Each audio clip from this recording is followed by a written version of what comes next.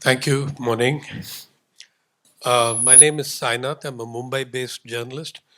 Mumbai-based, mostly nomadic. Uh, I'm here to talk to you about the website and journalism site that I run. Two of my colleagues are here, Kanika Gupta and Ritu Sharma, who also are part of it. Um, the cliches that it's called the People's Archive of Rural India. It is the only website that exists wholly dedicated to the rural, by which I don't mean UP and Bihar. There are 93 other regions in the country outside of maybe 12. Yeah, 95. 83 other regions and sub-regions outside those states. So we are the only ones wholly dedicated to covering them. Now, every one of you has had it up to here with the cliches about India's diversity, unity, diversity, and all that stuff. There would be no such thing as diversity in India if there is no rural India. Second, if there was no rural India, there'd be no diversity. If there's no diversity, there'd be no India. Okay. Unfortunately, we live in a period when the drive is not towards unity in diversity, but towards homogenization. A very strong drive towards homogenization, imposition of language, these things. PARI, as we call the Archive of Rural India, publishes every morning in 15 languages. Yeah, English and 14 other Indian languages. As you know, that includes languages like Chhattisgarhi, Bhojpuri, Assamese. Yeah. Normally in India, when you speak of a multilingual site, you mean English and Hindi. Sometimes one South Indian language thrown in as a tokenist thing. But there are 780 living languages in this country, according to the People's Linguistic Survey of India, conducted by Professor Ganesh Devi and co. You can see there that we have 15 languages up there. Now, obviously, we can't get all the translations done at the same time. So it takes a day or two, but usually at the end of the first day, the story is up in 10 to 12 languages. You can switch to, let's say, go to Tamil, for instance. Yeah. You get exactly the same site. Yeah. Now, there are other journals and media in the world that have output in multiple languages, BBC in about 40. However, what you'd get on, say, BBC Urdu or Hindi would not be 5% of BBC's actual output, right? What you get in PARI, if an article, a video appears in one language, it will appear in all the 15 languages that we currently publish. Yeah. There is a parity of these languages. Our slogan is every Indian language is my language. Every Indian language is my language. Please know that this is such a serious matter that in the last 50 years, 225 Indian languages have gone extinct. Yeah. Some of them are down to the last 4 speakers, like one which I have covered in Tripura called Saimar. There's just 4 living speakers. When I did the story, there were 7. Yeah. In Andamans, the language Jeru disappeared with the last speaker 6 years ago. So 225 languages in 50 years, I think, is a rate of one language dying every 90 days. Forgive me, if the math is all right, but that's how bad it is.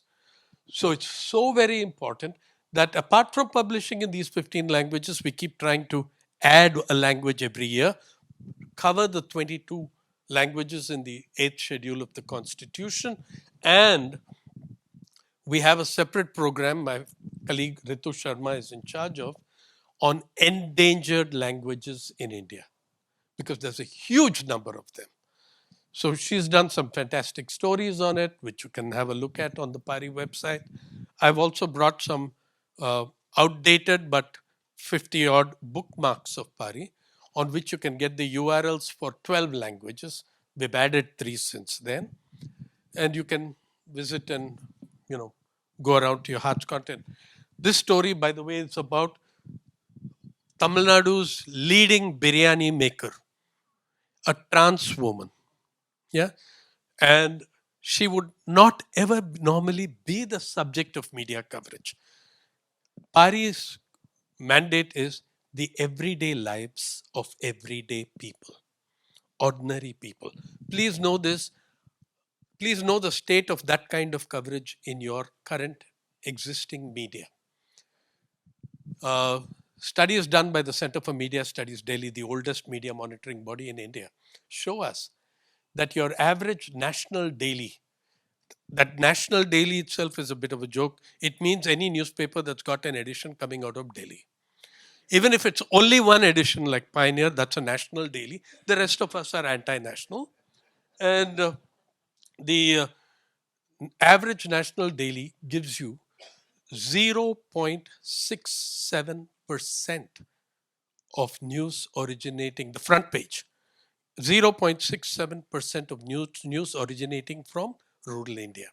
Now, 69% of Indians live in rural India, represented on the front page by 0.67%. That's a bit of an exaggeration, the 0.67%, because it's a 5-year average. If you minus the year in which elections are held, then automatically that comes down to 0.24%, worse in some years. Yeah. So that's one thing. Second, no newspaper, no channel has a full-time farming correspondent. I'm using the word farming correspondent because we have creatures called agriculture correspondents, whose job is to cover the agriculture ministry and agribusiness. They won't recognize a farmer if he kicked them in the face. Yeah, I know because they keep ringing me up for contacts. Yeah, when they have to do something about rural India. Likewise, not a single newspaper, not a single channel in your country today has a full-time labor and employment correspondent. I'm saying full-time. It could be among other portfolios like others, pressing issues like poultry farming and stuff, plumbing and things like that, but not full-time. There is no full-time labor correspondent. When I entered journalism 44 years ago, every newspaper had a labor correspondent. Every newspaper had an agriculture correspondent who at least covered the mandi, the market, the arrivals of cotton in the market. Not today. It's about covering. I see Indian Council of Agricultural Research, which by the way has entered into partnership agreements with Bayer Monsanto and Amazon. They're going to teach us agriculture. Yeah. To people who have only some 5,000 years experience in it. So that's the reason for bringing in Amazon and Bayer. Uh, the Incidentally, speaking of agriculture, it's not much known. If you take a 50-year period, yeah, more food grain has been transported short distances, whatever you add it up, more food grain has been transported by bullock carts than railways, airlines, and shipping put together. Yeah, it's such a thing you take for granted, that bullock cart. There have been in the 80s, 90s, completely abandoned now, Indian Institute of Science, Bangalore, etc., thought about redesigning bullock carts. And they found that simply the addition of a rubber band around the wheel and a stopper at the back of the thing would reduce grain losses in transit by 70%. Okay, but all that is gone. I mean, now we're just trying to see, the Samruddhi highway and how you can increase the amount of, petroleum we consume. So you've forgotten about a completely non-polluting transportation form of transportation. The only thing it adds to is manure. Okay, that's about all it adds as its output, by way of pollution, if you want to call that that. Um, so when you don't have when the media as a whole, and by the way, the Indian media is currently worth some 30 28 36 billion US dollars. These are, I'm talking about the companies, groups that control most of the circulation and that are represented and listed on the market. Out of this 36 billion, uh, more than one fourth of the value is owned by one individual who just entered into an agreement and merger with Disney Hotstar, Reliance Disney Hotstar, which now controls 60% of all streaming in this country. Yeah. And so of the $36 billion value industry, but by the way, that's media and entertainment industry. The two, as I don't have to tell you how closely tied the two are. Uh, so if you look at that, and you look at the fact that there isn't a single farming correspondent full time, nor a full time labor correspondent, what are we saying? The media are making a statement that 75% of your population do not make news unless there's an election. In election year, they make news because they change governments. Yeah. So this is one thing. The diversity that this brings is what we call in PARI, many worlds. What we are attempting is many worlds, one website. The diversity is not only in language, it's in occupation, it's in livelihoods. The phenomenal things that people do that we know so little about that keeps your country ticking. In your home state of Kerala, yeah, there is a community called the Khalasis. They are ancient ship launchers. The difficulty in designing ships in 1,000 2,000 years ago was you built ships on dry docks, on dry land. How did you get your ship to the water without destroying the wooden base? You hired the Khalasis. The Khalasis, there are 2,000 of them left. They are still launching those in United Arab Emirates. In year 2000, a train was blown off the track in a cyclone in Kerala and in Malabar. It fell into the river, plumb in the middle. The army came with their cranes, etc., but they couldn't get to reach the train. The government of Kerala officially hired the Kalasis and they had it out in about 100 and 150 hours. No, they did tie ropes around it and drag it over their shoulder. They designed underground channels and used the force of the river in spate to bring the train to the shore. Okay. It's a kind, now the kind of design, I mean, I'm using this in a very non professional sense. I'm not a designer, though I do something with web design and for 20 years, did stuff in print newspapers with design and layout, in going back to the days when we pasted up galleys. Yeah. So that's my background in that. But I cannot think of a greater repository of diversity in designs, designers, and artistry than rural India. Yeah. You have the large, I mean, how many of us even know that we have the single largest community of weavers as a caste group in the world in Uttar Pradesh? There are 14 lakh Ansaris. They are weavers. Yeah. On the other hand, things are dying so fast in that diversity that the famous Kanjivaram sari in Tamil Nadu does not have a single Tamilian weaver doing the job because the Tamilian weaver has given up because it's so poorly paid and they have been replaced by even poorer weavers from Telangana called Padmashalis. Yeah. So a hell of a lot. See, rural India is a repository of both the barbaric and bestial and the beautiful and the brilliant. Unfortunately, I don't want to tell you, I don't need to tell you which side is winning that battle now. Yeah. So PARI exists to absolutely capture the sheer incredible complexity of what I believe to be the most complex part of planet Earth to report as a reporter. Diversity in occupations, in languages, in every sort of thing. Uh, I'm going to, our method is storytelling. And at the risk of alienating everybody in design, the thing is that I've always believed that content determines form, which means that we are always adding new forms and new formats to PARI, because you can't fit every story into 3 or 4 convenient formats. So we keep evolving different forms. But I'm going to give you a run through of the kind of things we are looking at. Say, can you just get back to that homepage? These are the kind of people we cover at the bottom of the thing. But she's become a very successful woman now in terms of it, but would never be given the credit. I mean, it's the greatest biryani maker in India, in Tamil Nadu, is not in any of the 5-star hotels or the top chefs. It's this lady in trans woman in Coimbatore. Can we move to another thing we are doing in terms of looking at the diversity? This is the first ever and the only so far um, archive of Adivasi children's art. Yeah, these are children.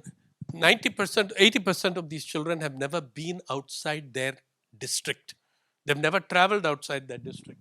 What we did was to give the children, their teachers read out 8 PARI stories, and the story themes were Adivasi culture, um, uh, uh, village life, environment and wildlife, natural resources, and these kids cannot afford paints and water paints and things like that.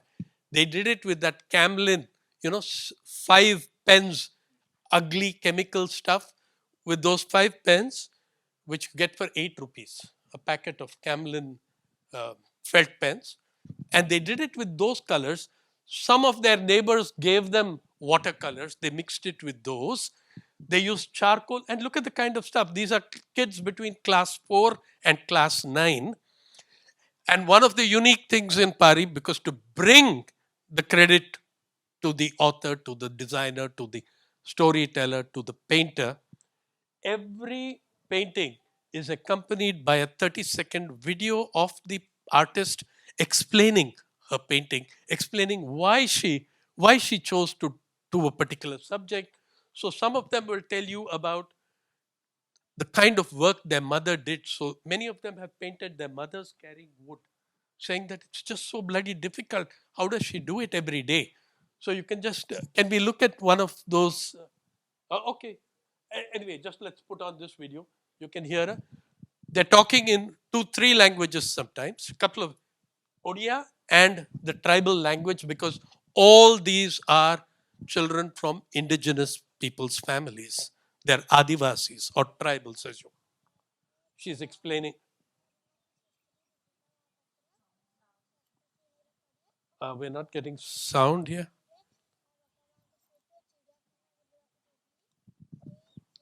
Oh, well. Anyway, there are subtitles as well. That's okay. I mean, yeah, okay. Meanwhile, can you look for another Kanika for the one of those where that woman carrying the wood, or on climate change? They've done some fantastic stuff on. Uh, get there. Yeah, just go back to that one. This one. This girl painted bears in her village, elephants in her village. She's done 6, 7 paintings like that. And she explained to us that ever since 2 factories came up around the village destroying forest, animals have been invading the thing. The environment has been changing. The climate is also impacted. The microclimates are seriously impacted over there by the kind of development that we are practicing. Yeah. So, I mean, you can anyway go up and look at this yourselves and hear the children speak. They're in all these languages. Let's move to the next thing. Kanika, can we move to the next one? Next tab. Okay. This is the only archive in existence of India's last living freedom fighters. She died 2 weeks ago. Her name is Babani Mahato, and she was 106 years old. I have a book on this subject, by the way. It's a Penguin book called The Last Heroes, Foot Soldiers of Indian Freedom.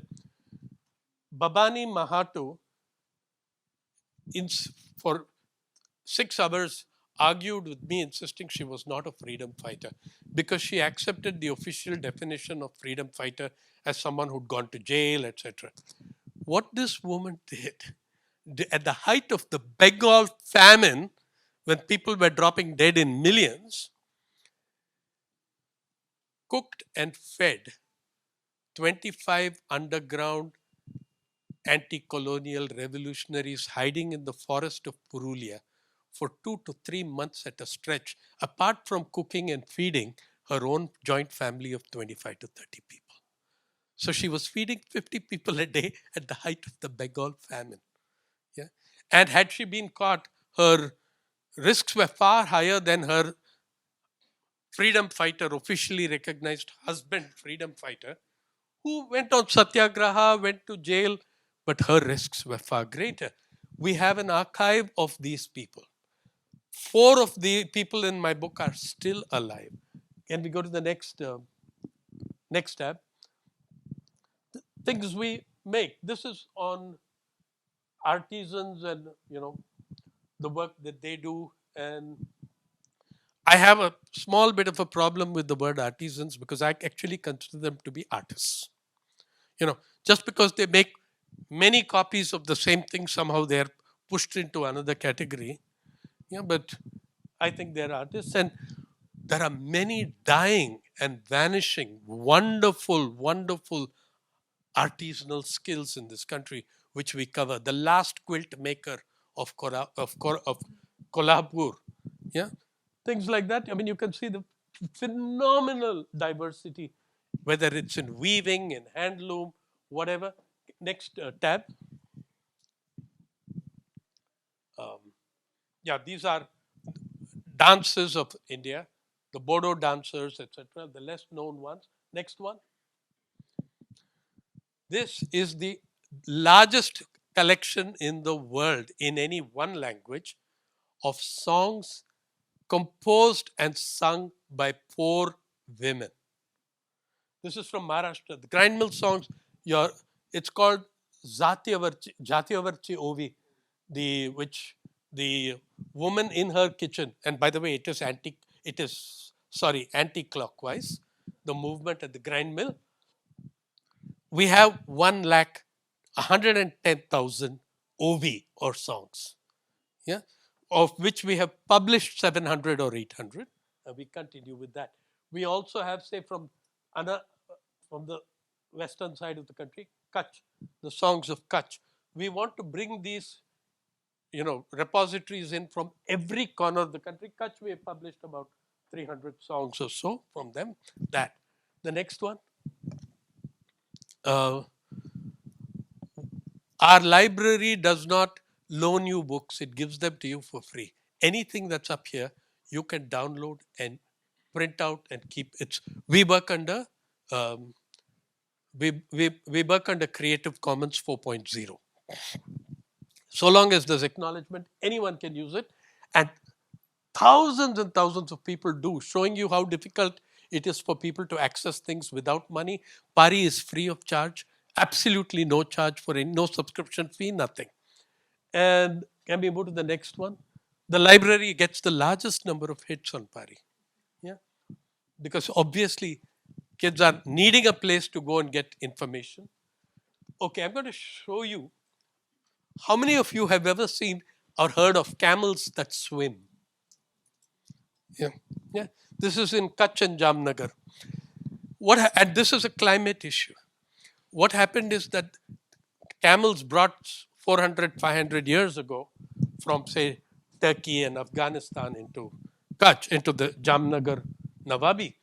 The camels they got their nutrition. They figured out that their nutrition lay in the mangroves. Now, with cement factories, and Gujarat is the only state to have uh, denotified a wildlife sanctuary for a cement factory. Okay, so the wild ass of the Ran of Kutch is endangered as a result.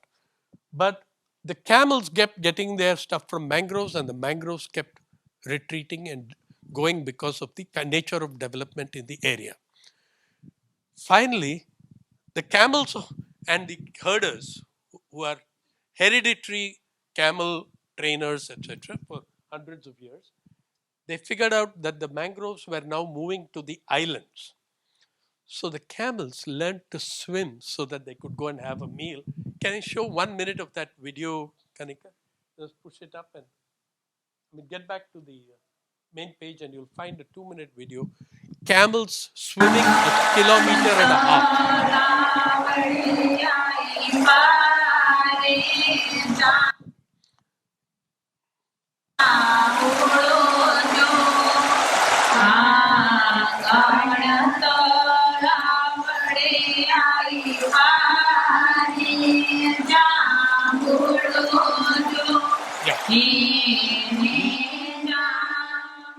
The for the primary classes who live in the Indian countryside, especially now peninsular India, climate change is not a theoretical abstraction.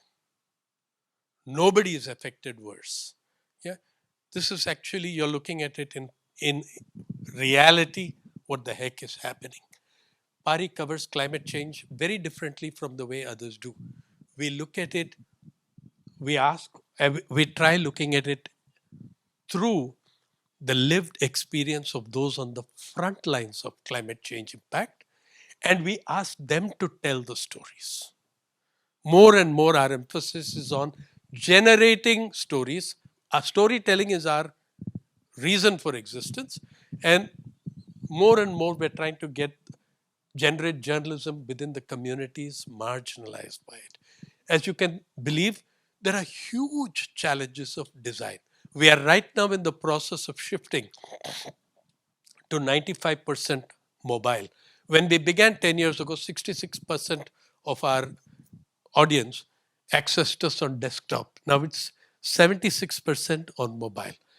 And we have had a terrific relationship with designers and techies.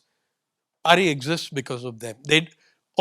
We've had two of the top designers in web, Aditya Dipankar and more recently Shamudra Gupta, actually showing up at our doorstep and saying we want to work with PARI. One of them in an airport accosted me. Work which would cost hundreds of thousands of dollars elsewhere was done for us free of charge by designers, and we constantly engage with them even now in this process of the free software movement of India is helping us do the shift from desktop first to big tab first to um, mobile. So I'm going to end there, but just to tell you that, PARI would love to collaborate with designers, with any of you. There are many things that are coming up which we need, like for the Endangered Languages program, for many other ideas that we have, like PARI audio, all these sort of things. I'd love to have that connection with designers in India and overseas. Thank you so much.